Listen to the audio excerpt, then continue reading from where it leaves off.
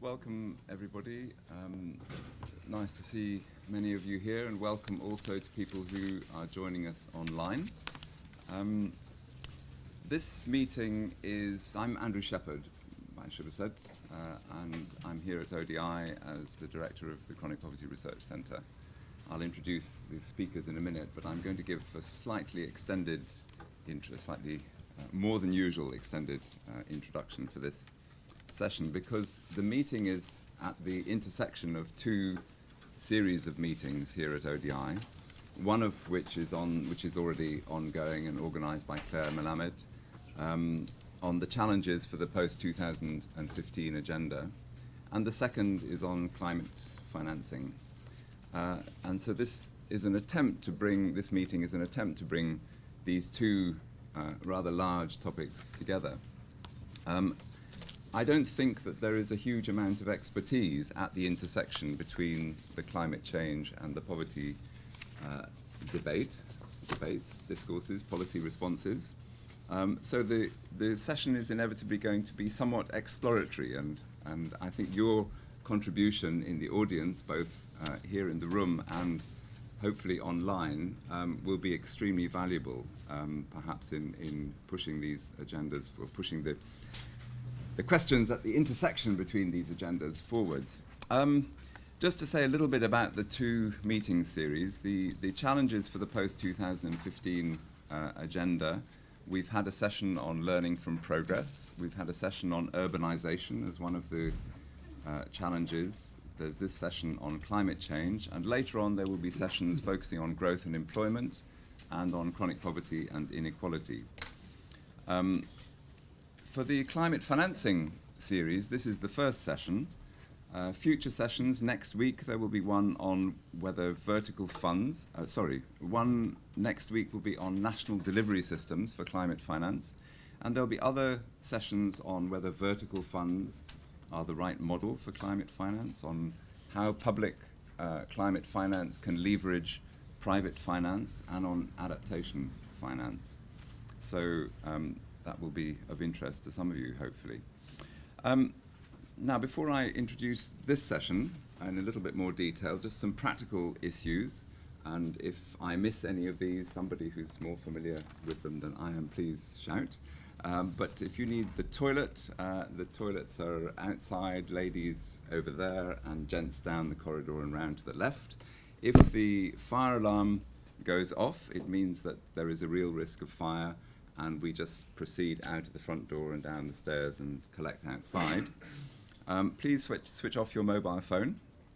And I think in the discussion, I'll remind you of what the rules are when we get to the discussion, but just be prepared to mention who you are and where you come from, and keep your interventions reasonably brief, because probably there'll be quite a lot of interventions. I think coming to this session, the objective of the session is to see whether we can see strong relationships between the kind of responses to climate change which are being developed at global and national levels, and the financial flows which are being put in place in relation to that, and the development of a new or a modified development framework post-2015. I think some people would see the need in progressing beyond 2015 to somewhat shake up the development agenda, and there are lots of different views about how that shaking up is best done. One of the questions is whether looking at the development agenda in the context of climate change helps us to do some of that shaking up. I think there are other questions for the post-2015 agenda. Does the focus on environmental sustainability, on low carbon development, does this have implications for poverty reduction, for the management of deprivation, if you like, and the reduction of deprivation?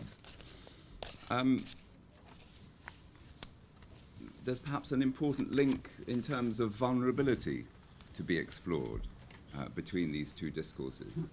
So there are all kinds of content issues which we can explore, but there are also some process issues, both at the international level and at the national level. The two discourses are pretty much going along separately, although there are some efforts to pull them together at different points. Do we need to do more to bring them together as discourses? Is there advantage in bringing them together as discourses? So I think there are lots of very interesting questions here.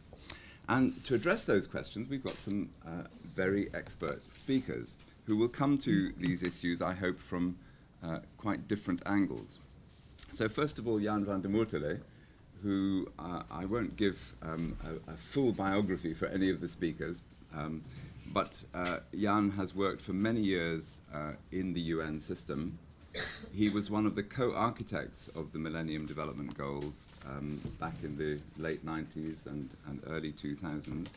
And he's now very widely written and published about the MDGs. And I think there was one of his most recent articles on the post-2015 framework made available for at least some of you outside, but it's published in Third World Quarterly if you want to follow up. In fact, Third World Quarterly has a whole issue this month on the Millennium Development Goals.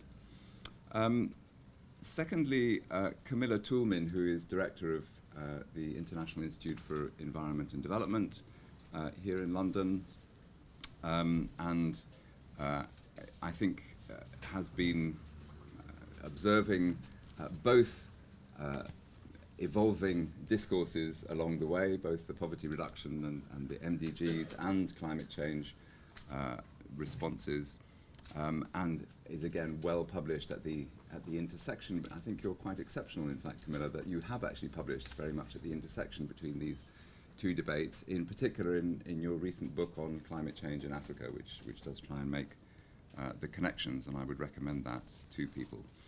Simon probably needs no introduction to most of you, having been director of ODI here for a very long period until, was it 2 years ago, Simon? Oh, gosh, time moves on, doesn't it? And is now chair of the Climate and Development Knowledge Network.